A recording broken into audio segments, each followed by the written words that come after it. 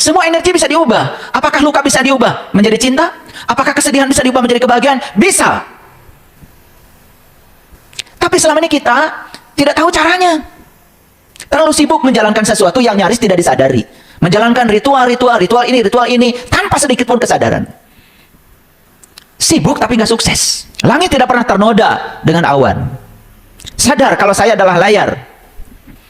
Biarkan saja adegan kebakaran, adegan kebanjiran. Kebakaran tidak akan membuat layar terbakar. Itu hanya adegan kok dari proyektor. Disiarkan berita banjir, tidak pernah layar menjadi basah. Hidup dengan perbandingan, lelah. Mata selalu keluar. Lihat suami orang, lihat istri orang, lihat rumah orang, lihat mobil orang, sampai lupa yang dia miliki. Nyaris semua berkah yang datang pada dirinya tidak terasa. Apa yang terjadi? Kehilangan rasa syukur, kehilangan rasa cinta.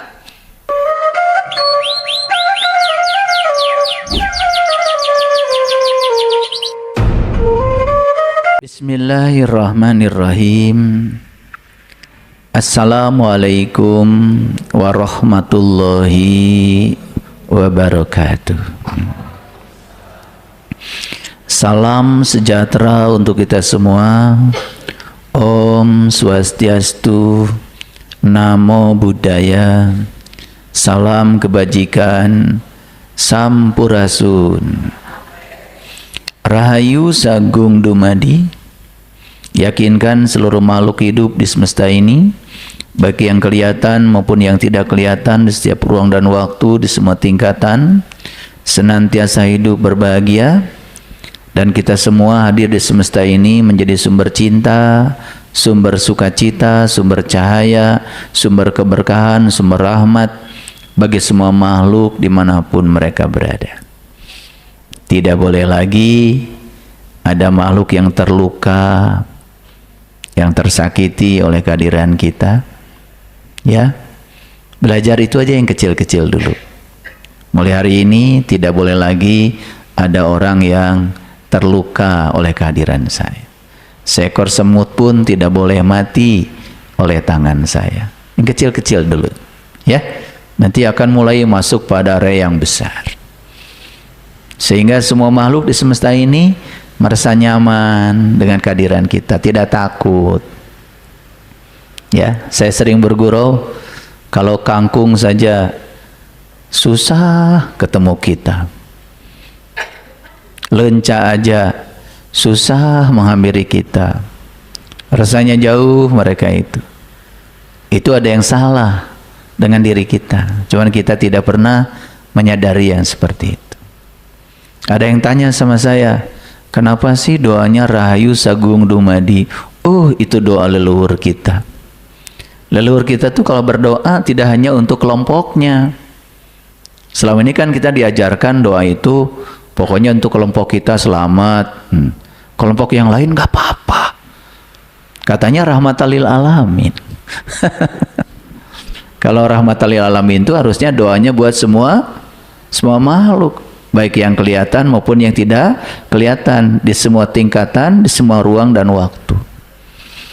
Saya iri sebetulnya ya sama negara China. Waktu saya pergi ke Beijing, ya, itu di Beijing saya masuk ke Tiananmen. Itu ada dinding besar tulisan bahasa China. Saya tanya sama tour leader saya, tolong dong bantu saya, itu maksudnya apa? Ternyata itu doa bangsa Cina. Doanya adalah, ya, semoga semua makhluk hidup berbahagia. Jadi saya di situ tertunduk malu, karena kalau saya jadi khotib khutbah Jumat, pasti saya mendoakannya hanya untuk kelompok saya aja. Dan sepulang dari Beijing saya berubah pikiran saya. Mulai sekarang saya tidak mau lagi berdoa hanya untuk kelompok saya. Saya ingin berdoa untuk semua makhluk. Ternyata di Nusantara sudah ada doa peninggalan leluhur kita. Ya, kalau di sana itu bahasa Cina, kalau di sini asli bahasa Nusantara. yaitu Rahayu Sagung Dumadi. Saya menangis tuh pulang ke Indonesia. Saya malu ya, karena saya tidak menghormati leluhur saya sendiri. Banyak orang yang, wah itu doa apa itu? Rahayu Sagung Dumadi. Padahal orang tua kita itu ya sudah terkenal di seluruh dunia. Leluhur bangsa kita ini leluhur yang sudah mencapai peradaban. Ciri peradaban leluhur kita sudah sampai, itu ada situsnya, Borobudur. Kalau di tanah Jawa Barat itu ada yang namanya ya apa itu? Di Cianjur itu apa? Gunung Padang. Itu ada situs-situs ya peninggalan leluhur kita yang mencerminkan kalau mereka itu sudah mencapai suatu peradaban tertentu. Makanya Rahayu Sagung Dumadi. Tugas leluhur kita disadari datang ke dunia ini untuk memayu hayuning bawono. Jadi tugas kita ini di dunia adalah ikut mempercantik dunia yang sudah cantik ini. Coba kalau semua orang sadar, kita datang ke dunia ini untuk mempercantik dunia. Kita diutus ke dunia untuk ngurusi dunia, bukan ngurusi yang lain-lain. Coba sadari itu. Makanya cocok dengan ajaran Nabi Muhammad, sebaik-baiknya manusia yang berguna bagi manusia lain. Kan begitu ajarannya. Berguna bagi manusia lain. Di situ Nabi Muhammad tidak bicara keyakinan, tidak bicara agama. Kan berbicara manusia. Manusia lain, apapun agamanya, apapun keyakinan, kalau kita mau berbuat baik, ya berbuat baik saja. Dasarnya cinta, bukan karena keyakinan. Kita kan sekarang, mohon maaf ya, mau berbuat kebaikan itu kan ditanya-tanya dulu. Menolong orang jatuh aja ditanya dulu, agamanya apa? Lucu ya? Lucu apa enggak? Ya. Oleh karena itu, harus disadari. Ya, saya jelaskan sedikit-sedikit karena banyak yang bertanya, ya. Seolah-olah saya ini ya membawa ajaran baru. Tidak.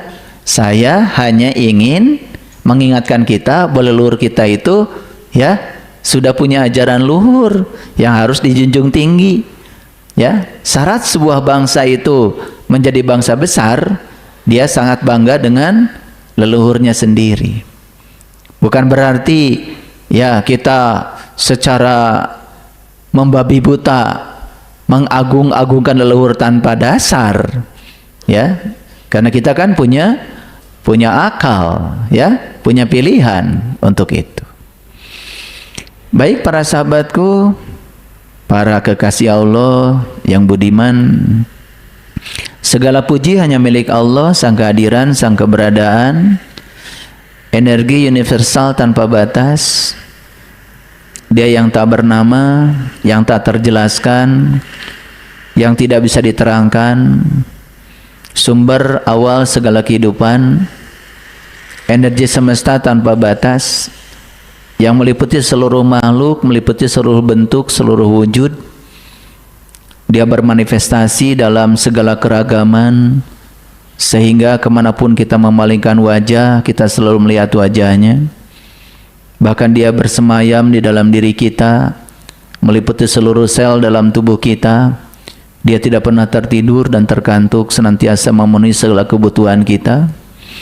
Dia hanya ingin disadari kehadirannya, ingin didengar suaranya, karena suaranya sangat lantang dari dalam.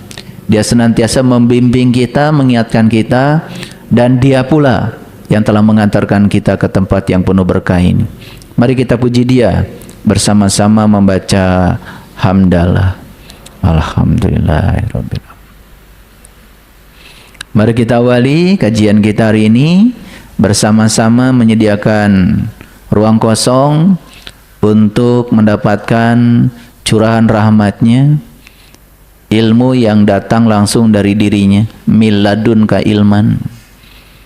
Dan ilmu ini yakin kalau datang dari intuisi yang tertinggi, dari kesadaran murni, pasti akan mengantarkan kita untuk menemukan kebahagiaan, kedamaian, ketentraman.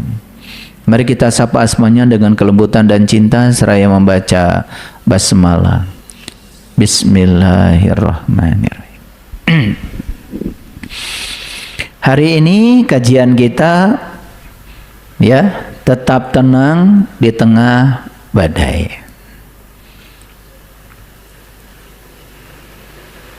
Badai itu datangnya dari luar. Ketenangan itu datangnya dari dalam. Syarat untuk tetap tenang di tengah badai sederhana. Kalau kita sudah menjadi diri kita sendiri. Orang yang gampang oleng, ya, gampang jatuh, itu karena mereka ya kehilangan jati dirinya. Apapun yang datang dari luar selalu direspon dengan kesadaran yang reaktif. Ya, gampang menyesali keadaan. Orang yang gampang menyesali keadaan, ya, apa saja dikomentari, apa saja diprotes, apa saja ditolak, apalagi berbeda dengan ekspektasinya, itu sebetulnya ciri bahwa di dalam dirinya itu masih ada badai. Jadi badai yang paling berbahaya bukan badai yang datang dari luar, tapi badai yang ada di dalam. Semua orang menjadi hancur tidak pernah dihancurkan oleh situasi di luar. Semua orang yang hancur dan jatuh karena dia dihancurkan dan dijatuhkan oleh dirinya sendiri. Saya sudah membuat di salah satu kajian di YouTube, masalah itu cuma 10%.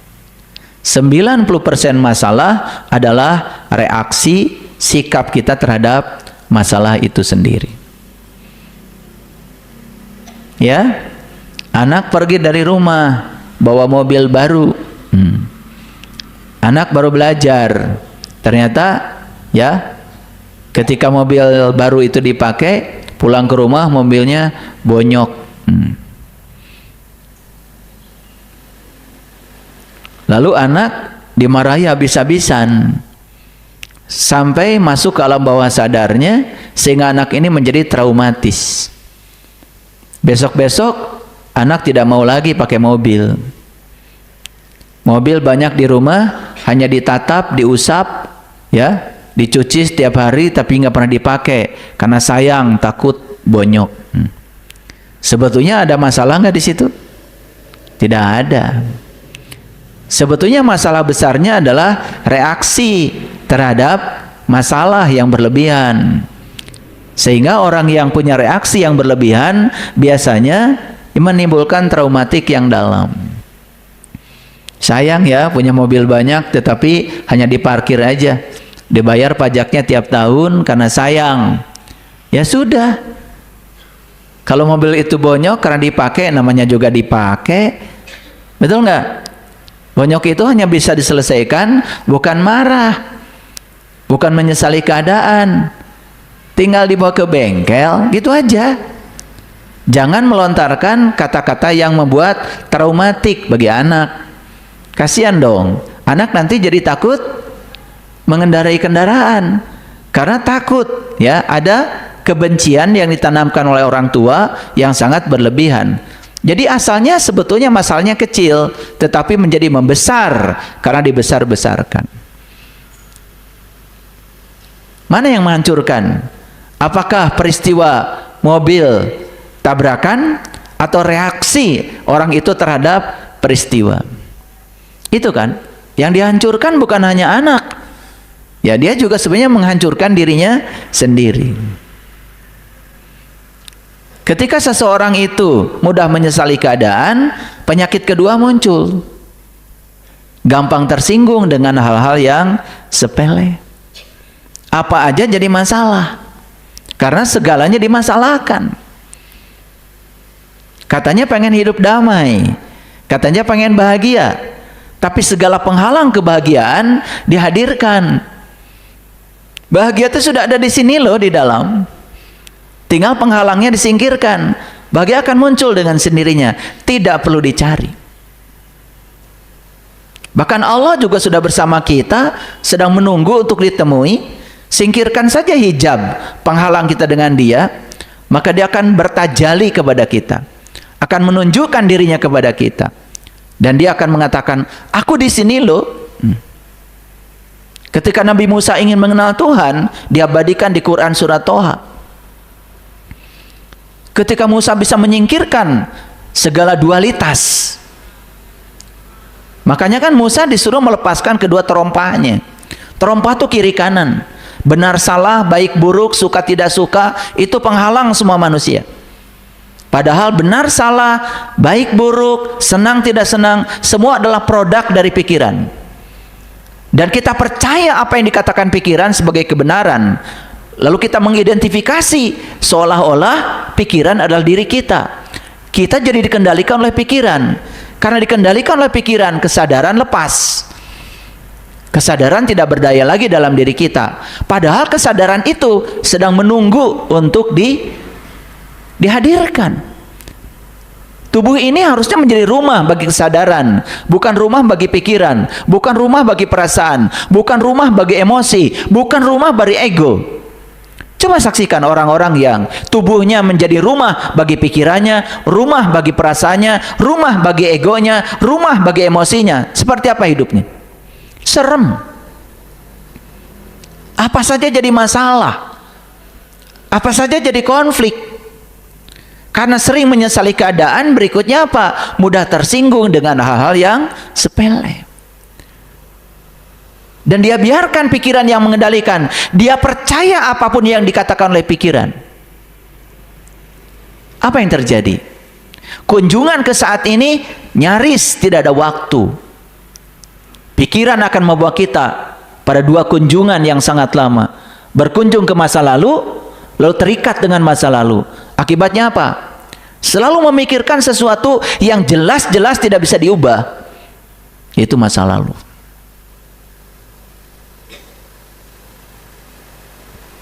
Lihat orang yang selalu terikat oleh masa lalu. Ada stimulus sedikit saja yang mengingatkan masa lalunya, lukanya menganga. Lukanya membesar. Emosi tumbuh. Sehingga masalah yang kecil saja bisa menjadi melebar. Karena dia tidak punya batas. Dan membiarkan dirinya dibawa oleh pikiran ke masa lalu. Membicarakan segala sesuatu yang jelas-jelas tidak bisa diubah. Sejarah itu tidak bisa diubah. Tapi cara kita memandang sejarah, cara kita memiliki mindset terhadap sejarah, itu bisa diubah. Masa lalu tidak bisa diubah, tapi cara kita memandang masa lalu bisa diubah. Apakah tidak bisa kesedihan dirubah menjadi kebahagiaan? Bisa. Apa tidak bisa luka dirubah menjadi cinta? Bisa. Luka itu energi. Energi itu jelas memenuhi hukum kekekalan. Tidak bisa diciptakan, tidak bisa dimusnahkan, tapi bisa dirubah bentuk. Terserah kita mau ubah bentuk ke dalam bentuk apa. Energi listrik yang dialirkan dari PLN ke masjid ini sekarang dirubah menjadi suara saya lewat amplifier, sehingga suara saya didengar oleh para sahabat. Dirubah menjadi energi suara. Bisa. Supaya saya kelihatan lebih ganteng lagi, dirubah jadi cahaya. Bisa kan diubah? Bisa. Semua energi bisa diubah. Apakah luka bisa diubah menjadi cinta? Apakah kesedihan bisa diubah menjadi kebahagiaan? Bisa. Tapi selama ini kita tidak tahu caranya. Terlalu sibuk menjalankan sesuatu yang nyaris tidak disadari. Menjalankan ritual ini tanpa sedikit pun kesadaran. Sibuk tapi nggak sukses. Karena apapun yang kita lakukan dalam hidup tidak pernah disadari. Karena kita sudah kehilangan kesadaran sejak lama. Akibat berikutnya, pikiran terus membawa kita ke masa depan. Sehingga menjadi cemas, menjadi khawatir, menjadi penuh dengan ketakutan menghadapi masa depan. Padahal itu hanya drama yang datang dari pikiran, bukan dari diri kita sendiri. Cobalah sadari bahwa saya bukan pikiran, saya bukan perasaan, saya adalah si pengamat bagi semuanya. Bahkan saya tidak akan pernah hancur sekalipun tubuh saya mati. Karena kesadaran tidak pernah hancur. Kesadaran tetap ada. Kesadaran tetap abadi. Kesadaran yang mengamati semuanya. Sadar kalau saya adalah langit. Saya bukan awan putih. Saya bukan awan hitam. Hanya menyaksikan awan putih dan hitam datang silih berganti. Langit tidak pernah ternoda dengan awan. Sadar kalau saya adalah layar. Biarkan saja adegan kebakaran, adegan kebanjiran. Kebakaran tidak akan membuat layar terbakar. Itu hanya adegan kok dari proyektor. Disiarkan berita banjir, tidak pernah layar menjadi basah. Saya adalah laut, saya izinkan ombak datang silih berganti. Karena laut sedang bermanifestasi menjadi ombak. Kenapa? Ya kalau laut nggak ada ombak, nggak ada yang nengok. Kalau nggak ada yang nengok, nanti laut membusuk sendiri. Kan kalian kalau pergi ke laut karena ingin lihat ombak. Betul apa tidak? Iya. Nah ini kesadaran-kesadaran ini yang hilang sejak lama. Karena salah identifikasi. Kita tidak sadar kalau diri kita adalah kesadaran itu sendiri. Saya adalah pengamat bagi pikiran, bukan yang diamati.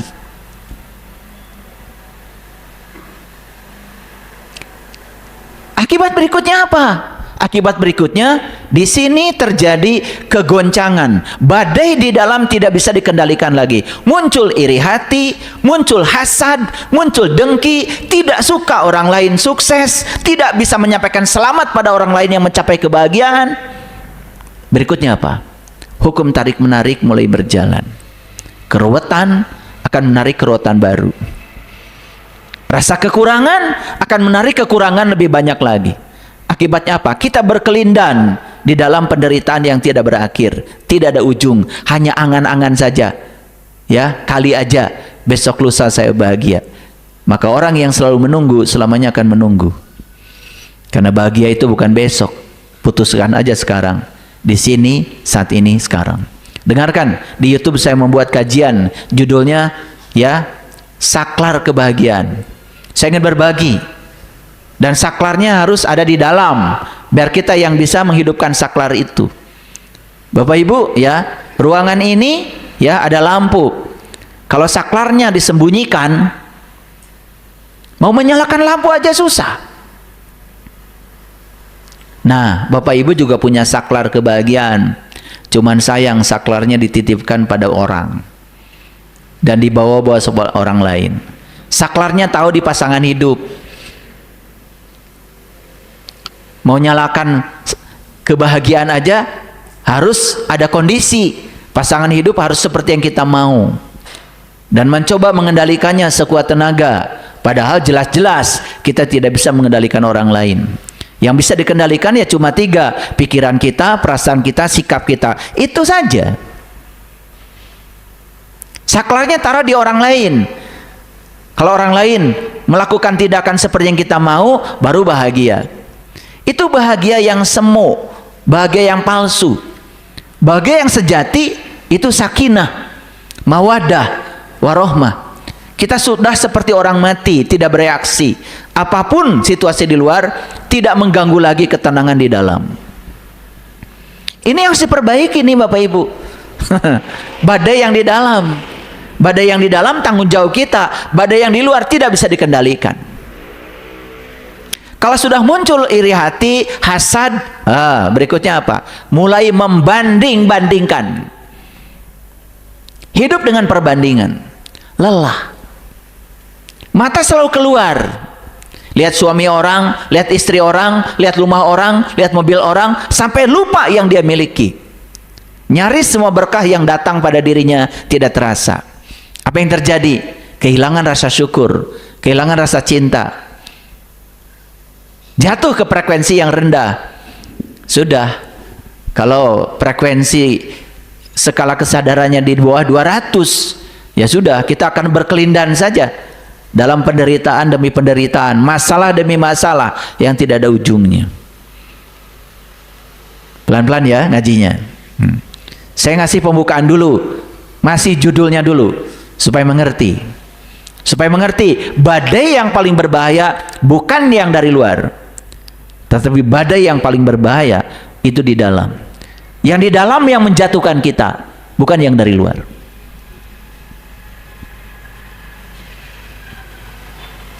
Makanya Allah mengajarkan kepada kita di Quran surah Al-Falaq. Kita diajarkan oleh Allah. Kul, katakanlah, a'udzu birabbil falaq. Kamu minta perlindungan kepada Allah dari apa? A'udzu birabbil falaq. Dari cuaca subuh. Subuh yang mana yang harus kita lindungi? Bukan subuh yang itu. Bukan subuh yang jam 5 pagi. Bukan subuh jam 4 pagi.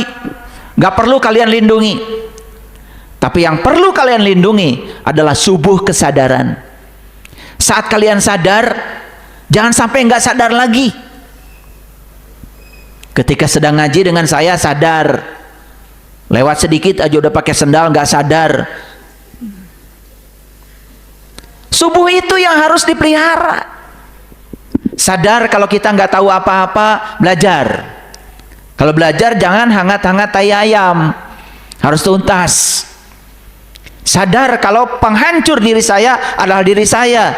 Yuk bangun, supaya program-program di dalam diri kita yang menghancurkan diri kita hapus, ganti dengan program yang baru. Sadar bahwa semua konflik yang terjadi di luar karena saya berkonflik dengan diri saya. Bereskan. Itu subuh itu yang harus dijaga. Maka minta perlindungan kepada Allah. A'udzu birabbil falaq. Aku berlindung kepadamu ya Allah dari subuh kesadaran ini. Ya Allah, jangan sampai kau matikan lagi kesadaran yang sudah muncul dalam diriku ini. Kenapa minta perlindungan kepada Allah? Dan bagaimana cara minta perlindungan kepada Allah? Cukup membaca A'udzu birabbil falaq? Gak cukup. Makanya di Quran dikasih pedomannya. Walillahil asmaul husna fad'uhu biha. Allah pemilik nama-nama yang baik, maka undang dia ya dengan asmaul husna. Gimana cara mengundang Allah dengan asmaul husna? Dibaca, baca lagi, baca lagi. Munculkan sifat-sifat dia. Ar-Rahman, Ar-Rahim, Al-Malik, Al-Qudus, As-Salam, Al-Mu'min, Al-Muhaimin, Al-Aziz, Al-Jabbar. Munculkan sifat itu. Kenapa? Loh, bukannya Allah sudah meniupkan bagian dari dirinya ke dalam diri kita yang namanya ruhku. Kalau laut itu adalah air, ombak juga air, berarti laut dengan ombak sama apa tidak? Kan sama-sama air. Kalau sama-sama air sifatnya sama. Allah yang meliputi semesta raya sudah memberikan bagian dari dirinya. Fa iza sawaituhu wa nafakhtu fihi min ruhi faqa'u lahu sajidin. Aku sudah tiupkan bagian diriku kepada kamu, menemanimu setiap saat. Esensinya yang meniupkan dengan yang ditiupkan sama. Tetapi yang ditiupkan ini kehilangan kesadaran karena tidak pernah berkomunikasi dengan asalnya, dengan kesadaran murninya. Hilang semua sifat-sifat itu. Asalnya pengasih jadi pilih kasih, asalnya penyayang jadi berbilang, kalau mau berbuat selalu saja bermuatan. Hitungan luar biasa. Hati-hati ya, jangan pernah melakukan kebaikan menyakiti pihak lain. Ngasih uang jajan sama anak gede, padahal anak kita sedang bersama temannya dikasih aja recehan karena bukan anak. Itu namanya berbuat kebaikan yang tidak bijaksana. Kalau mau kecil, kecil dua-duanya. Kalau mau besar, besar dua-duanya. Benar itu. Gitu nggak Bapak Ibu? Saya yakin kalian nggak begitu. Udah yakin dari wajah-wajahnya kayak gini modelnya. Mau berkelimpahan bagaimana hidup kayak gitu? A'udzu birabbil falaq. Ketika sudah sadar nih pulang dari masjid, pelihara kesadarannya. teruskan ngajinya. Minta perlindungan pada Allah, minta kekuatan. Aku ingin kembali kepadamu ya Allah, ingin kembali kepada kesadaran awal, ingin kembali kepada jati diriku yang sesungguhnya, agar aku bisa mewarisi sifat-sifatmu ya Allah. Bisa? Bisa kalau mau. Asmaul Husna, nadom lagi, nadom lagi. Ya Allah, ya Rahman, ya Malik, ya Kudus, ya Salam. Salah lagi lagunya.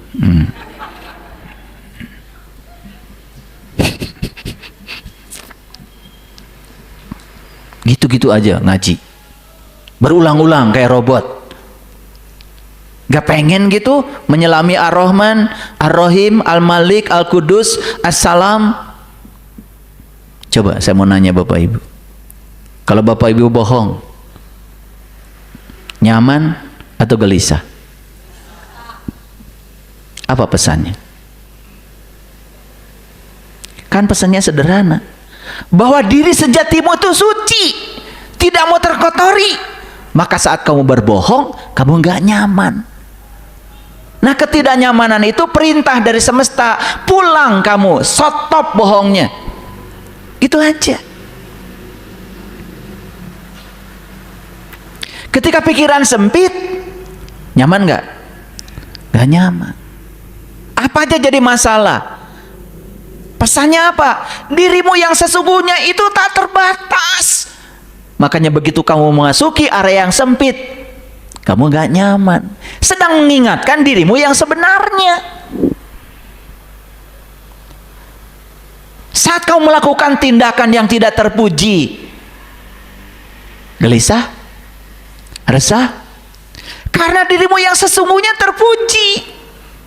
Balik, jangan lakukan lagi itu.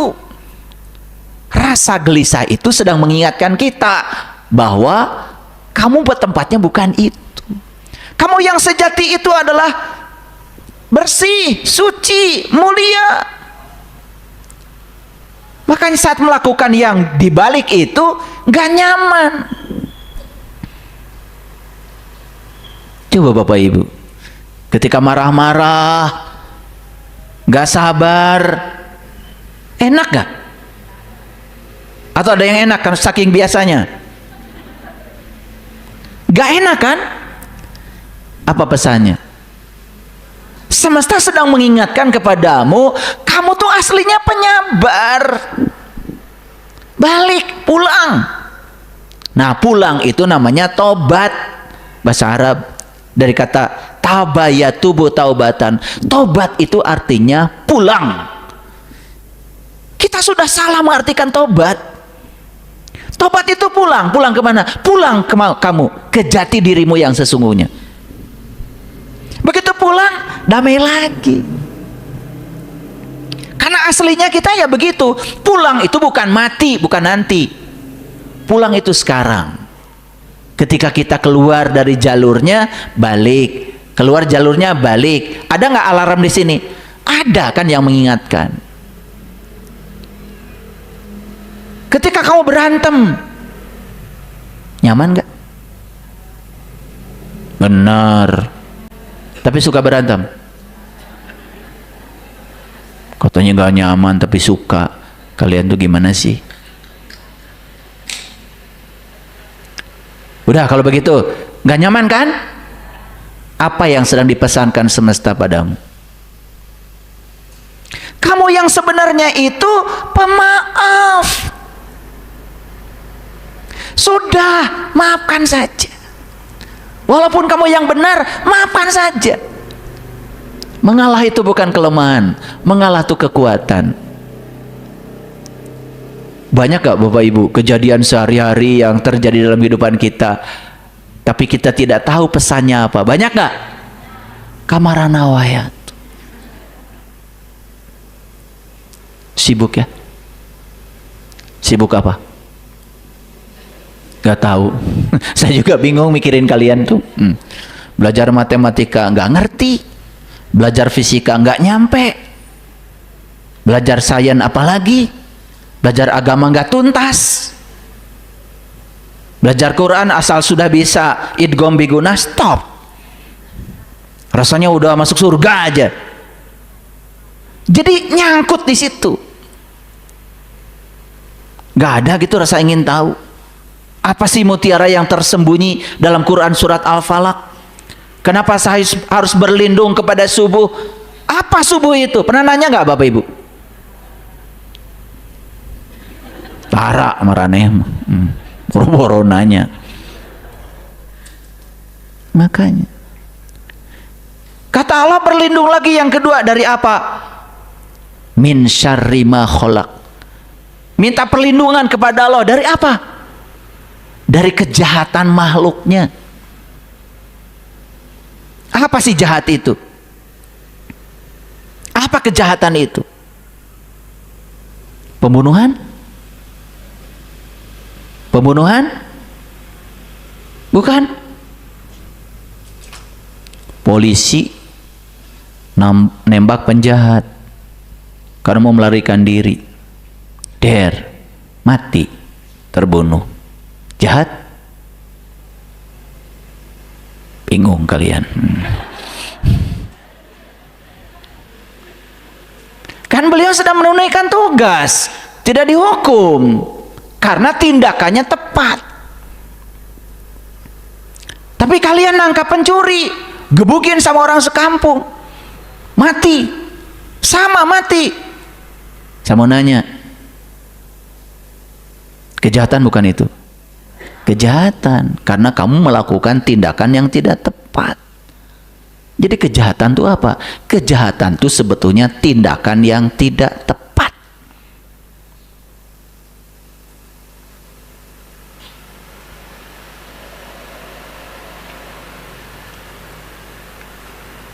Sanana Gusmao, pemimpin Fretilin di Timur Timur, oleh Indonesia disebut separatis, teroris. Kan oleh orang Timur Timur disebut pahlawan. Jadi presiden, benar nggak? Iya. Bingung kan? Sama orang Indonesia disebut penjahat, sama orang tim disebut pahlawan. Bingung nggak? Ngaji makanya supaya nggak bingung. Kalian mah apa aja jahat, kejahatan. Kejahatan tuh tindakan yang tidak tepat. Kamu sebagai istri dikasih uang sama suami, begitu dikasih uang, pirahku ngan sakieu. Suami udah capek bekerja, semua sudah dipersembahkan buat istri, lah hasilnya segitu. Saya mau nanya Bapak Ibu, tepat apa tidak? Tuh tengah jarawab dari masa maraneh mah hari ngaji keur batur pinter nyalahkeun batur, keur sorangan mah caricing. Tepat tidak? Jawab atuh. Tidak. Nah kalau tindakan tidak tepat berarti jahat apa tidak? Jahat.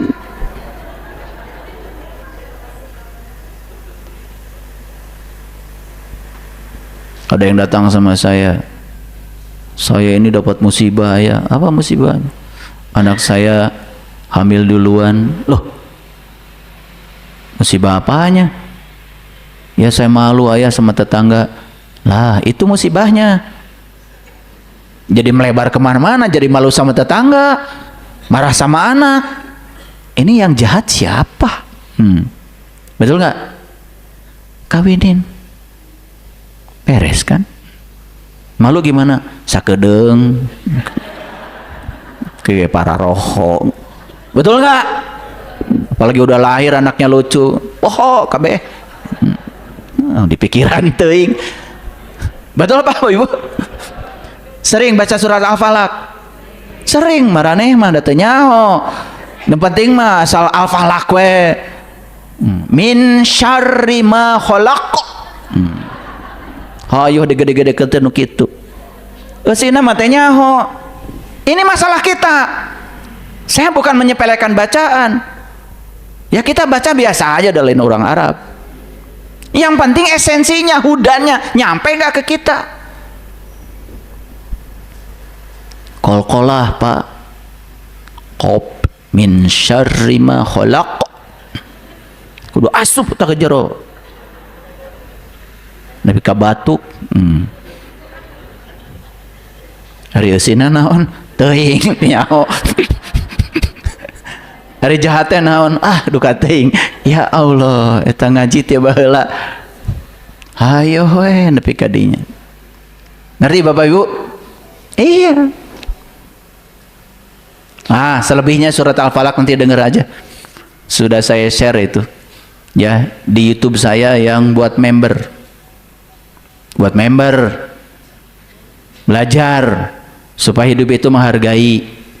Ya, karena gratis itu mental miskin. Jadi yang pengen gratisan terus berarti memang tidak berbakat jadi orang kaya. Jadi member ya, biar dengar kajian Al-Falaq nanti. Iklan dulu sedikit.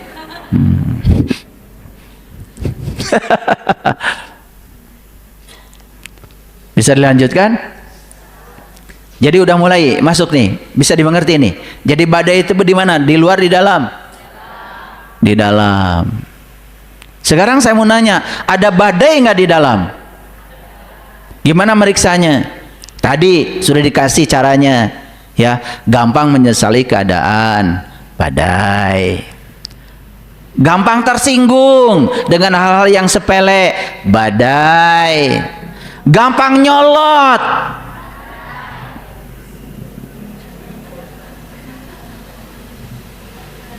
terikat oleh masa lalu, khawatir dengan masa depan, tidak bahagia orang lain bahagia, suka membanding-bandingkan. Tak badai teh. Tenang di tengah badai. Saya mah rek cicing we ngikatkeun awak kanu tangkal kai. Bukan itu. Lihat saya semuanya. Tidak ada badai di luar yang bisa menghancurkan kita. Semua kehancuran setiap manusia karena dia dirusak oleh badai yang sangat luar biasa di dalam. Makanya kalau di surat Al-Falaq itu dikatakan tukang sihir. Jadi orang yang suka kena badai itu disebut tukang sihir. Siapa tukang sihir? Tukang sihir itu mereka yang suka memaksakan kehendak. Selalu ingin mengendalikan pihak lain. Semuanya harus di bawah kontrol dia. Dan semua orang yang hidup dengan kontrol lelah. Sudah bisa dibayangkan penyakitnya. Cancer, tumor. Makanya kalau ada yang datang ke rumah, naon ieu teh? Cancer ya. Udah dari berita itu aja sudah tahu. Mau ngeleh maneh mah. Kok tahu ayah? Ya tahu. Cancer itu sebetulnya dari ketakutan. Takut orang lain di luar kendali dia. Maka dia paksa setiap situasi harus seperti yang dia mau. Coba kata-kata yang terucap juga selalu seharusnya bukan begini. Tidak pernah bisa menerima kenyataan apa adanya. Seolah-olah semua yang terjadi tidak sempurna. Karena dia pikir sempurna itu ada. Sempurna tidak ada. Sempurna itu hanya ada di otak. Itu adalah ilusi pikiran. Semua yang terjadi itu sempurna. Bahkan sempurna yang sebenarnya adalah menerima ketidaksempurnaan apa adanya. Itu yang sempurna. Saya tahu di sini yang suka menyesali keadaan, harusnya bukan begitu.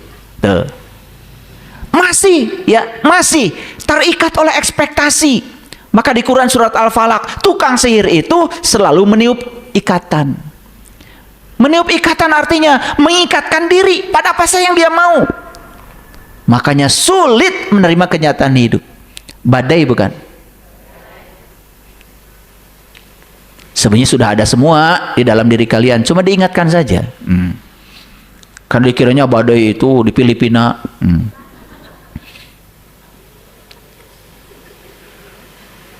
Di Texas. Jauh-jauh teuing. Betul nggak? Bapak Ibu, badai yang di luar tidak berbahaya. Ada yang menghina saya, menghujat saya karena saya menyampaikan sesuatu yang berbeda. Saya tidak anggap badai itu. Terima kasih, semua sudah jadi guru-guru saya. Membuat saya jadi lebih waspada, banyak belajar. Karena apa? Yang akan menghancurkan saya bukan mereka yang menghujat saya. Kalau hujatan itu masuk di pikiran saya, dan kemudian itu yang akan menghancurkan saya. Betul nggak Bapak Ibu? Jujur ya. Jadi siapa yang punya potensi menghancurkan diri kita? Siapa? Diri kita. Kamu kali bawa-bawa saya. Diri siapa? Nah gitu, jujur atau sekali-kali ngaji teh. Kita lagi yang barengan wae. Ya. Diri saya gitu harus berani. Nah, berani untuk bisa mengambil tanggung jawab. Yes. Masuk dulu sini. Ini di Quran surat Ar-Rum. Surat Ar-Rum itu surat yang ke-30 ayat 36. Jadi Allah mengatakan begini. Dan apabila kami rasakan sesuatu rahmat kepada manusia, niscaya mereka gembira dengan rahmat itu. Dan apabila mereka ditimpa suatu musibah disebabkan kesalahan yang telah dikerjakan oleh tangan mereka sendiri, tiba-tiba mereka berputus asa.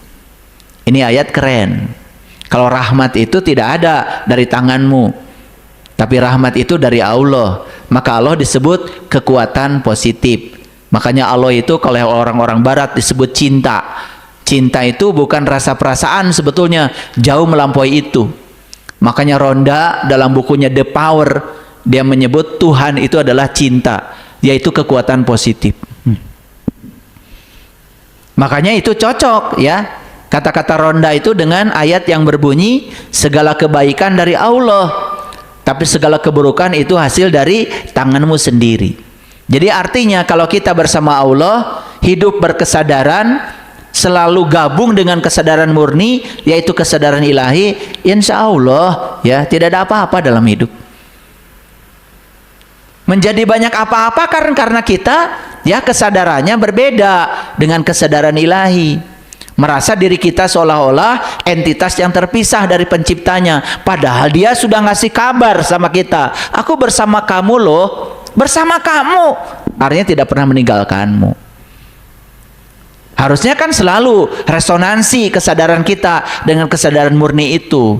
Nah, ketika kita kesadarannya selalu cocok dengan kesadaran ilahi, ya, disitulah yang terjadi yang namanya kuantum resonan. Resonansi kuantum.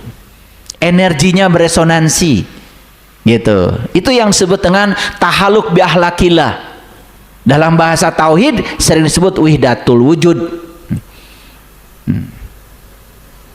Bahasa sainsnya itu namanya kuantum resonan. Resonansi kuantum. Ya. Jadi rahmat itu apa? Ya. Rahmat itu supaya gampang, segala hal yang kita dambakan, segala hal yang kita inginkan, sebut aja rahmat. Itulah sifat manusia, gembira ketika mendapatkan yang diinginkan. Tapi ketika dia mendapatkan yang tidak dia inginkan, sekalipun itu diinginkan oleh Allah dan baik buat kita, pasti putus asa. Betul atau tidak? Nah, jadi ya, ketika mendapatkan musibah, sesuatu yang tidak diinginkan, padahal itu dari kesalahannya sendiri. Perhatikan Bapak Ibu. Maka tiba-tiba ia merasa putus asa. Jujur kalau saya tanya Bapak Ibu, apakah setiap musibah menyampaikan pesan? Tadi udah saya sampaikan ya. Apakah segala hal yang tidak diinginkan datang kepada kita itu buruk? Jawab dong. Tapi kita sering menilai buruk. Kenapa? Kenapa?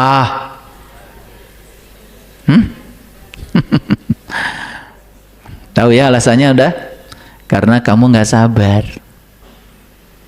Suka gampang memvalidasi, gampang terjebak benar, salah, baik, buruk. Padahal benar salah dari mana tadi? Dari pikiran. Kesadaran tidak mengenal benar salah. Kesadaran itu hanya mengamati aja. Karena kesadaran itu apapun yang terjadi, bagi kesadaran itu kebenaran. Di balik semua itu pasti ada pesan yang sedang disampaikan kepada kita. Nah, saya kasih 4 trik aja supaya gampang. Bagaimana caranya supaya kita bisa tetap tenang di tengah badai? Trik yang pertama, lepaskan keinginan untuk mengendalikan semua yang tidak bisa dikendalikan. Dan fokus saja kepada segala hal yang bisa dikendalikan. Catat itu. Apa? Lepaskan keinginan mengendalikan yang tidak bisa dikendalikan dan fokus saja pada apa yang bisa dikendalikan.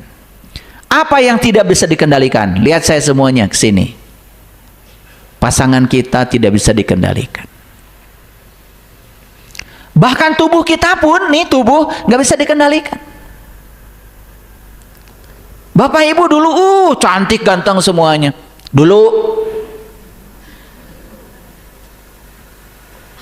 Sekarang juga masih cantik sama ganteng sebetulnya. Cuman kurang dikit. Betul nggak? Mulai peot. Betul? Melalui segala karasa. Betul nggak? Dulu mah waktu kecil cengkatnya langsung. Ayeuna mah apaan? Kunang-kunang heula. Baring nyepeng cangkeng. Leres teh, Bu? Nah. Bisa nggak dikendalikan tubuh kita? Nggak bisa. Bayangkan Bapak Ibu, tubuh sendiri aja kita tidak bisa mengendalikan. Komo atau tubuh anu sanes, apalagi tubuh orang lain. Itu orang lain mau ngomong apa, mikir apa, sikapnya kayak apa, nggak bisa dikendalikan. Sementara Bapak Ibu selalu ingin mengendalikan mereka, harus bicara seperti yang Ibu mau. Kok Ibu ya? Enggak, bukan tanpa alasan ini ya. Biasa noblah dia masuk itu meren gitu, oke. Ya, gitu ya. Ingin orang lain berpikir seperti yang kita mau, ingin orang lain bersikap seperti yang kita mau. Coba Bapak Ibu, kalau seperti itu yang terjadi. Ini badai di dalam terus dikasih nutrisi. Lelah. Akibatnya apa? Menghadapi kehidupan menjadi sesuatu yang melelahkan. Seolah-olah hidup itu adalah perang.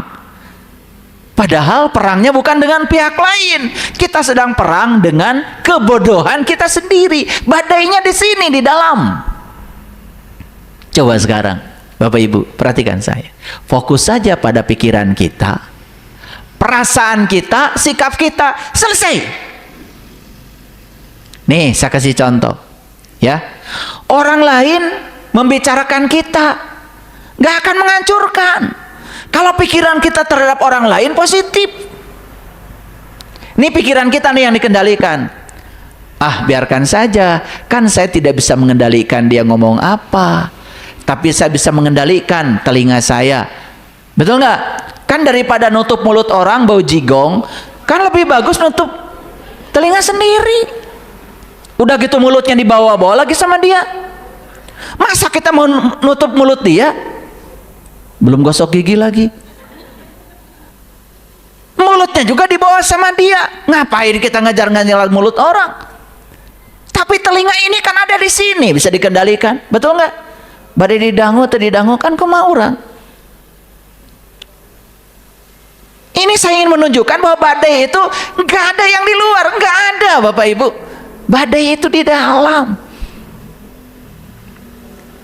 Kalau pikiran kita terhadap orang itu fine-fine saja,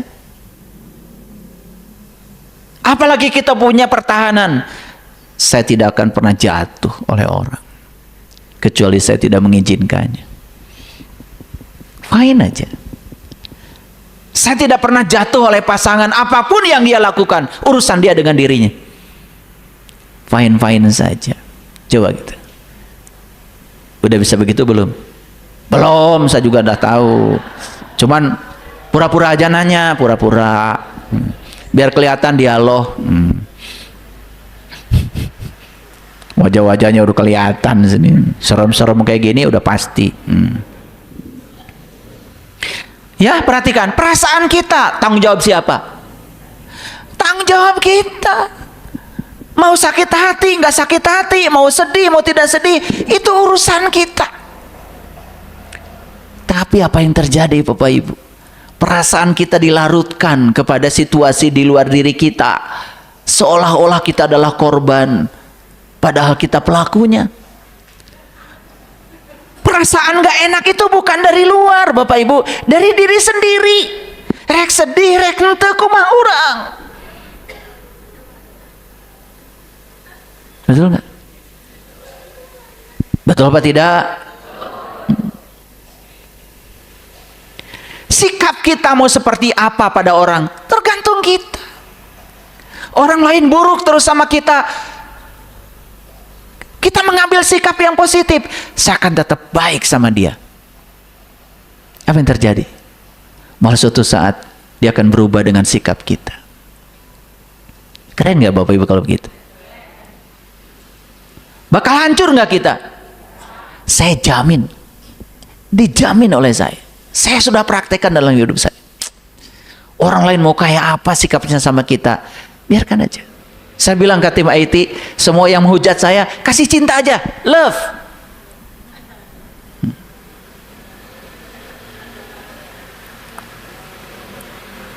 Ada yang bilang, Saiful Karim pendeta yang sedang menyamar, love. Khusus yang begitu, banyakin cintanya, saya bilang. Jadi cintanya dibanyakin tuh, nggak tahu beberapa baris itu. Ngapain? Ngurusi ketololan orang lain. Dan ketika kita mengurusi ketololan orang lain, kita jadi tolol. Ngapain kita melawan kejahatan dengan kejahatan? Kita tidak disuruh oleh Allah melawan kejahatan. Yang ada, minta perlindungan kepada Allah dari kejahatan. Baca tuh Qur'annya. A'udzu birabbil falak. Aku berlindung kepadamu ya Allah dari kejahatan makhluknya. Berlindung dari kejahatan kepada Allah tidak sama dengan melawan kejahatan. Karena kalau kita melawan kejahatan, kita juga jadi jahat. Berlindung kepada Allah gimana caranya? Lihat Allah. Allah tidak pernah usil, tidak baperan, gak tersinggungan. Yang koruptor tetap diberi napas. Betul nggak? Tukang penghujat tetap diberi napas. Allah, ini koruptor, kata Allah, stop dulu napasnya 3 menit.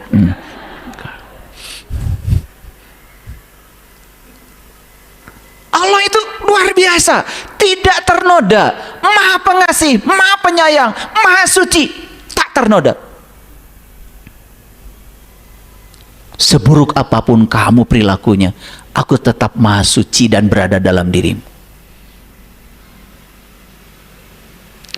Engkau bagai air yang jernih di dalam bekas yang berdebu. Allah itu diumpamakan air yang jernih walaupun wadahnya berdebu. Zahirnya kotoran itu terlihat, kesucian terlindung jua. Tetap dia maha suci. Kamu mau kotor kayak apapun, tidak akan menodaiku, kata Allah. Aku tidak benci sama kamu. Aku tidak akan pernah menghukumi kamu. Kamu tidak pernah dikutuk oleh aku, kata Allah. Tapi kamu dikutuk oleh kegelapan batinmu sendiri. Cinta bukan hanya di mata, cinta lahir di dalam jiwa. Tetap aja Allah mencintaimu. Apapun kelakuan, sejauh apapun kamu, dia tetap mendekapmu. Tidak pernah tidur, pernah ngantuk, selalu memanggilmu. Aku rindu kepadamu, pulang anak-anak semestaku.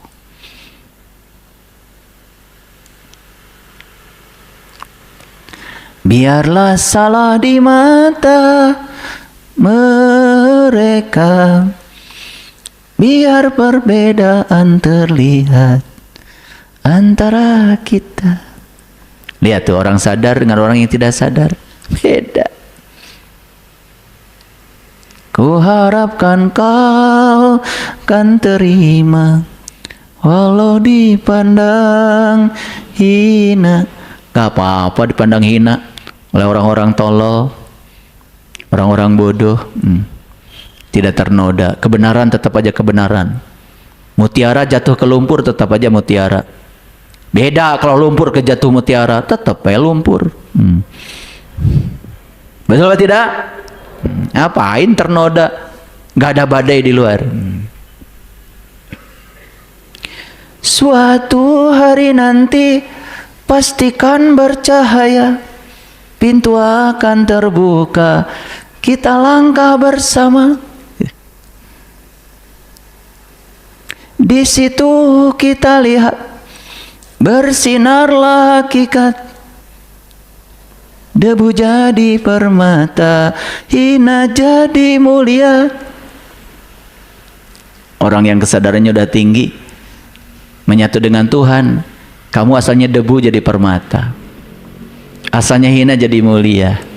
Yuk menyatulah dengan Dia yang maha segalanya. Gak apa-apa masa lalumu seburuk apapun, jangan merasa bersalah terlalu dalam, karena semua yang telah kamu lalui di masa lalu telah mengantarkan kamu ke saat ini. Berterima kasihlah pada seluruh masa lalu, orang-orang yang menyakitimu dan semuanya, karena mereka telah berjasa mengantarkan kamu menjadi kamu yang hari ini. Bukan hayalan yang aku berikan, tapi keyakinan yang nyata. Nyata nggak yang saya omongkan? Karena cinta lautan berapi, akhirnya kan ku renang jua. Berenanglah dalam lautan cahayanya, berenanglah dalam kesadaran murninya. Pulanglah, pulanglah kalian. Panggilan Allah begitu jelas. Kegelisahan yang melanda dirimu hari ini itu panggilannya.